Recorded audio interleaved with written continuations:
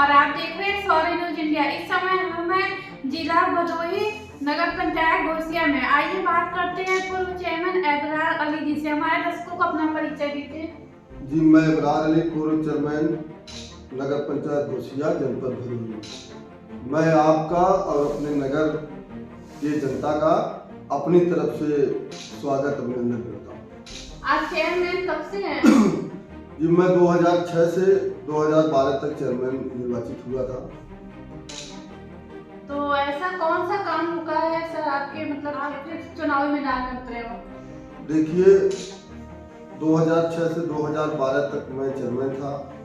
इसके बाद यहाँ का सीट महिला हो गया था, तो मेरी वाइफ बेबी बानो यहाँ चुनाव लड़ी थी और उन्होंने लगभग 3800 वोट पा करके दूसरे स्थान पर कुछ मतों से वो विजेता रही हैं।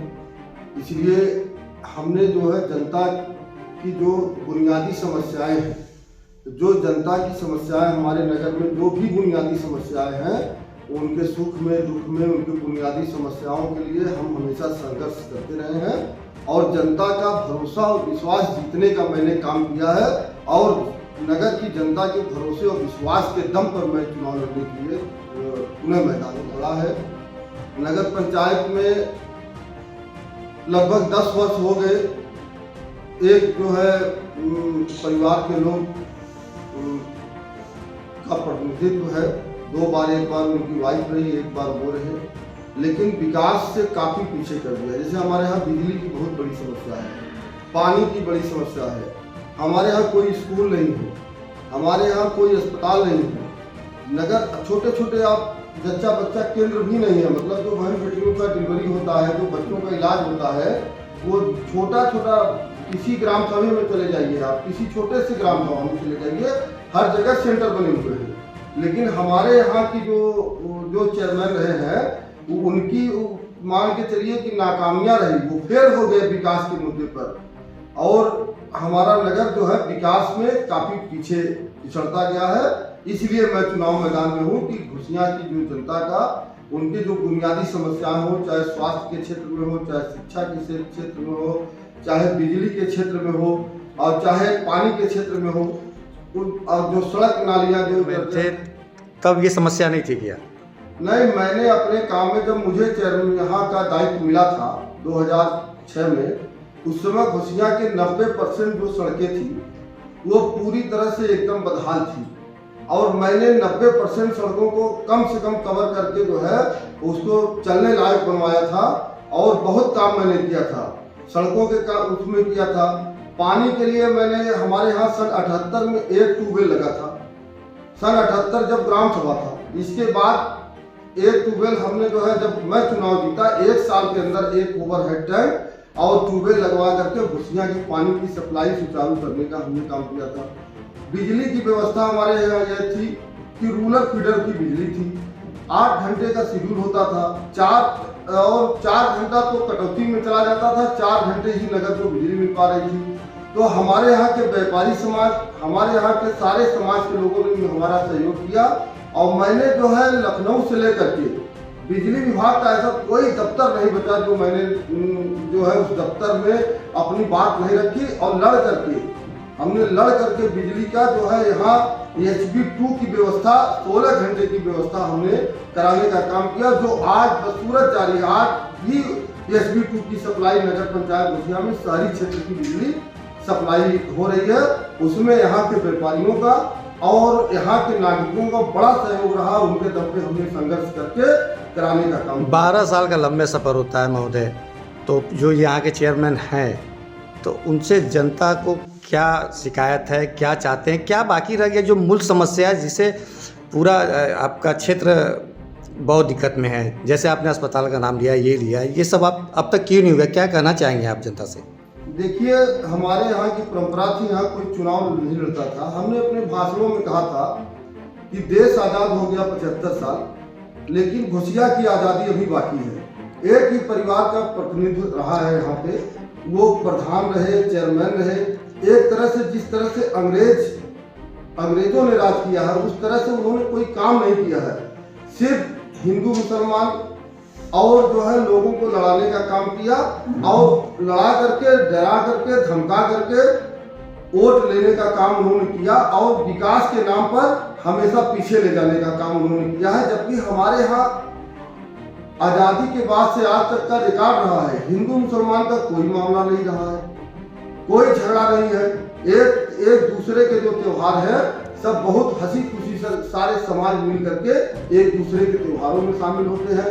सिमैया द्वारा एक डर और भय पैदा किया जाता है और एक राजनीति करके वोट का डिवाइडेशन करके ये चुनाव 2 बार जीतने में कामयाब हो गए। लेकिन जनता में बहुत आक्रोश है और जनता इस बार परिवर्तन चाहती है।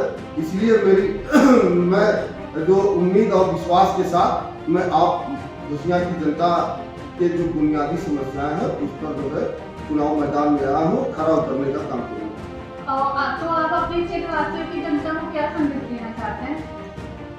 मैं अपने यहाँ की जनता से हाथ जोड़ करके अपील करना चाहता हूँ कि मैं 2006 से 2012 तक चेयरमैन थे। हमने नगर के घोसिया को सुंदर, आदर्श, बढ़िया नगर बनाने का काम किया था। हमने यहाँ ट्यूबवेल लगवा दिया था, टैंकर ले आ दिया था, ट्रैक्टर व्यवस्था कराया था, जनरेटर की व्यवस्था कराया था, पानी की व्यवस्था सुचारू कराया था। ट्यूबवेल लगवा करके हमने आधे 75% पानी की समस्या समाप्त कराने का काम किया था।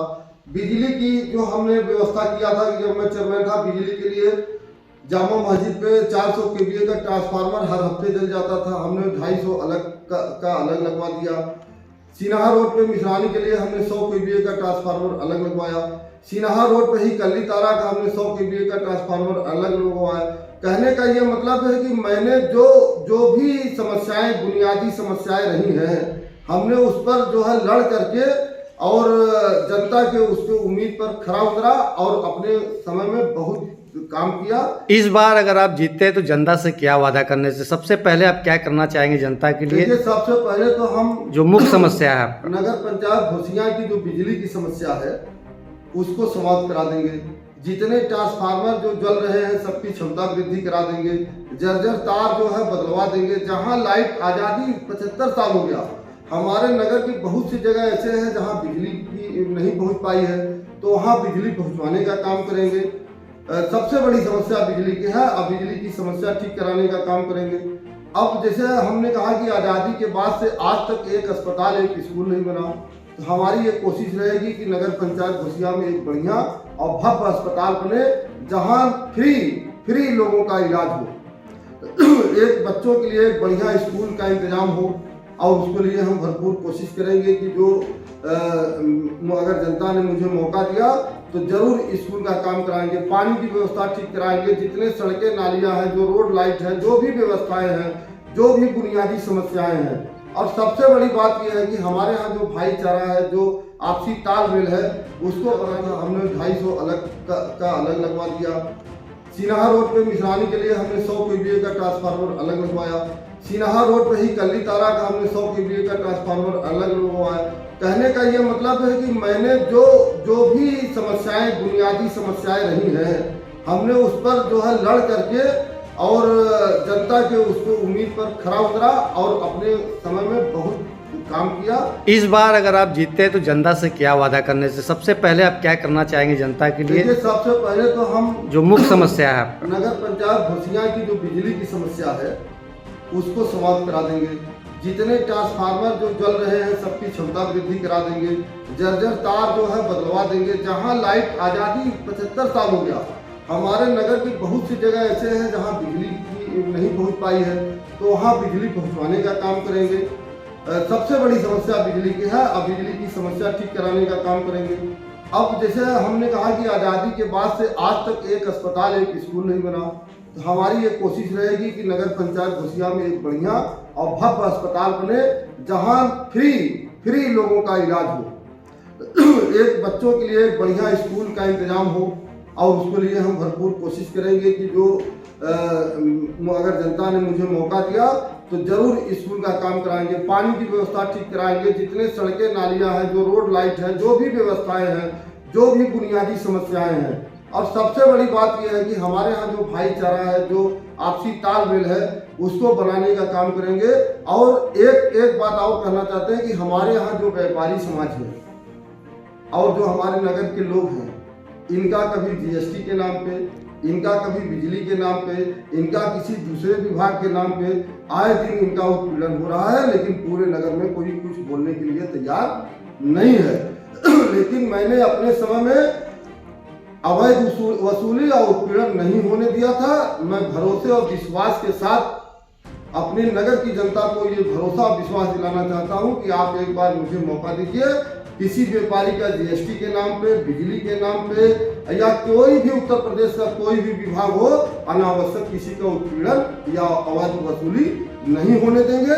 इसके लिए हमें चाहे जो भी लड़ाई लड़नी पड़े, लड़ने का काम करेंगे, उनका हक दिलाने का काम करेंगे। ऐसी तमाम खबरों से जुड़ने के लिए देखते रहिए फॉरेन न्यूज़ इंडिया।